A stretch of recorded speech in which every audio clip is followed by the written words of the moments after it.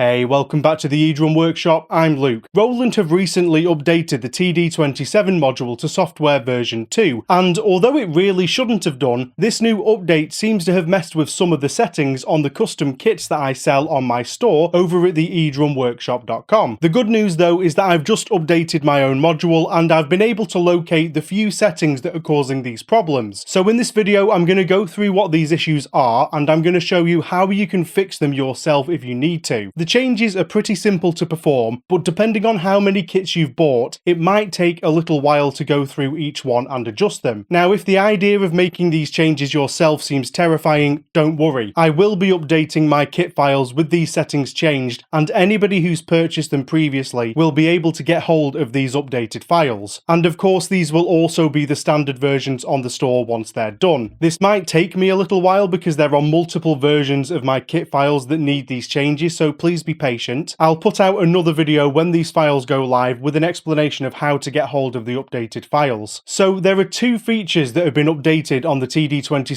module that have caused these problems. The first is that Roland has changed the layer type and fade functions on the sub-instrument section. Previously there were three fade options, fade 1, 2 and 3. This version 2 update has removed the fade 3 function entirely because they've added the ability to set your own fade end value instead.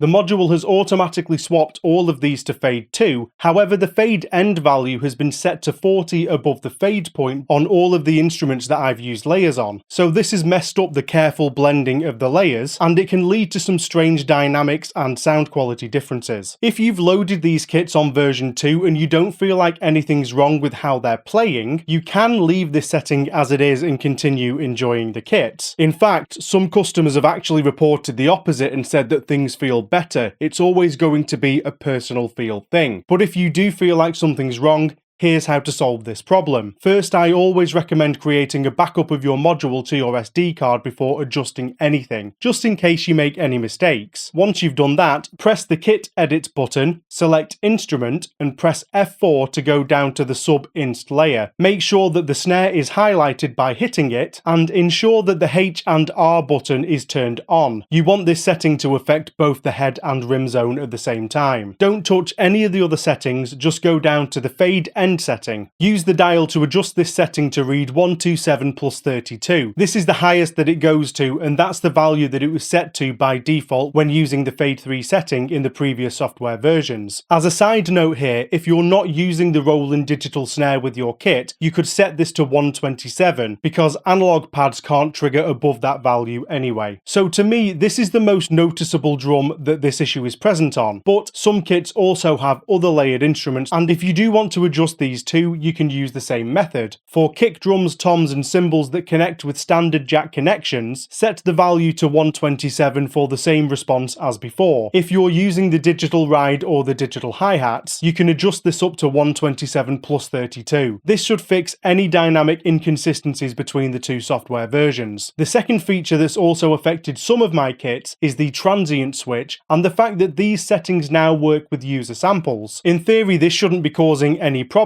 They should be disabled by default on the new version, but for some reason a few of my kits do seem to have the transient switch turned on with the release depth setting turned up to 34 on the snare drum. I'm really not sure why this has happened, but it means that some of my samples now have a boosted tail and some really horrible noise added on the end.